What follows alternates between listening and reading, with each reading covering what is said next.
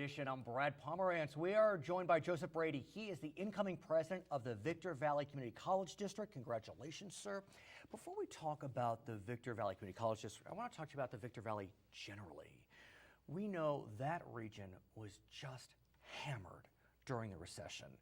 The stories of what came out of that area. I remember a few years ago, the LA Times ran a whole spread on Hesperia and how, every other house was in foreclosure. How is the Victor Valley doing today? Well, I think that there's a point that we were literally decimated, but we are similar to a lot of the pockets that you saw in Florida and Las Vegas. Right. And typically what happens when you have these fast growing areas, and the Inland Empire was the third fastest growing area Right. through the last market, and we kind of led them. So when you're pumping out 7,000 new homes in a market that today is only doing 100 new homes, you're going to have a problem. We went from a median price of $85,000 in 1998 up to $330,000. Up to $500,000 in some of those great communities. It was crazy. Right. Way too much overbuilding. Nobody really realized. I think now that we've learned a lesson, Right. and the lenders have brought it back. There are still 80,000 people in our county today that are still underwater. There's still 8 million people across this country underwater. Right. So the housing inventory has now leveled off. We have, I think, a more healthy market. We're up to about 185,000. But are there still areas where there are half-built homes in the Victor Valley? We do have some homes. I think that the cities have attempted to be as aggressive as they could with code enforcement.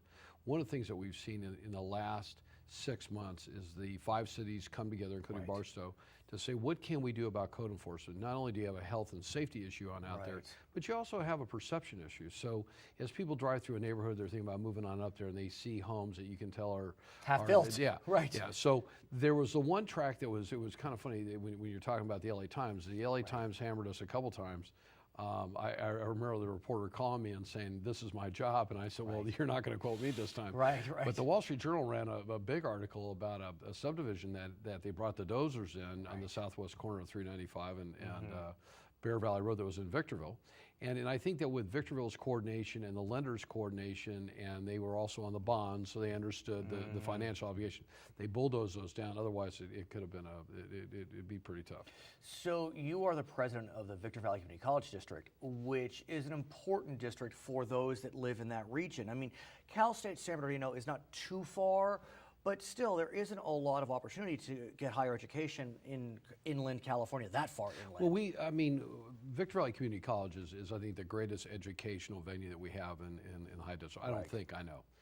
But we partner with Park University and Laverne and Chapman Sure. and those kind of schools. We also have a good working relationship with Cal State San Bernardino. I recently met with Chancellor Morales, Right. and Chancellor Morales will hopefully be our guest at a board meeting in February Sure. that Dr. Roger Wagner and I are putting together to have him come and talk to us about really 2 things. How can we further that partnership? Really further the partnership. It's great about talking about partnerships, but how can we do it? What has he seen? Let me ask you this, if I may, because there are some community colleges that have specific relationships with their local CSUs. I think about Long Beach, for example. They have something called a Long Beach Promise.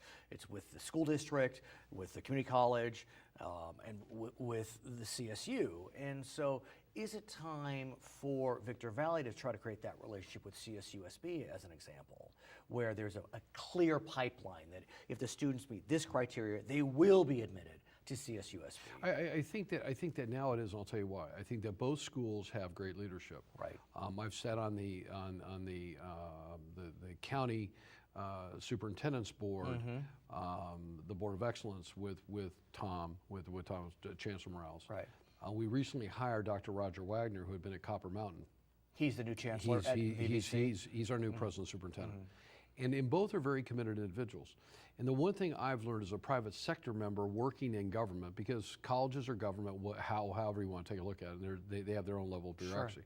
Unless you have a commitment from that person to really be a leader, you're not going to lead. And we finally have that leadership.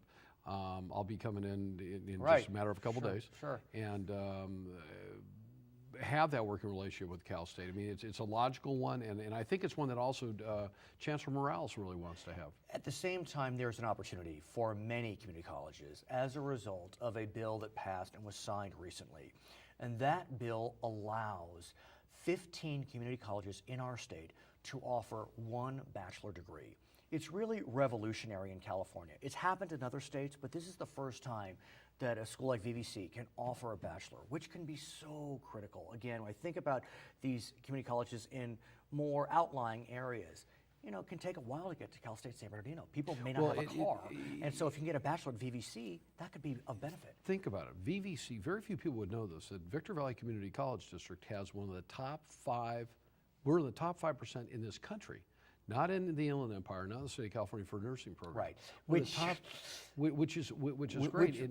Which begs the question. Yep. I mean, I'm sure you already know this, but under the legislation, no community college can offer a bachelor's in a degree that is also offered at a CSU and a UC. Correct. And nursing is offered. And so that's causing a lot of frustration. But we also have aviation, which is leading. So we have a great aviation program. Dr. Pat Luther has put that on. We partnered with companies like Craig Garrett at Southern California Aviation and ComEv out there at Southern California Logistics Airport. So you take a former George Air Force Base, convert it, bring this partnership together, and 1 + 1 out there does actually equal 3. But is it time for those involved with community colleges to go back to the legislature and say, look, we understand that we don't want a cannibalization of community colleges vis-a-vis the CSUs and UCs, that if they have a major, we don't want to necessarily steal their students. But at the same time, I mean, VVC is not close to other institutions. And so if UCR or CSU, for example, does not offer a nursing degree, I'm not sure if they do, but hypothetically speaking, shouldn't VVC be allowed to offer that bachelor's? They have a program down there, but why have the Phoenixes and why have the Chapmans and why have Laverne's? Why have these other schools come about? And you take somebody in our region, that's an expensive, that is very expensive. So you take the student that wants to live. My big issue is once they get their education, we want them to return to the high desert and become a part of our community, buy a home, buy a car. But if they have to leave to get their CSU degree, what's the likelihood? Many it becomes times, harder. pretty much 98% of the time that they're not going to come home.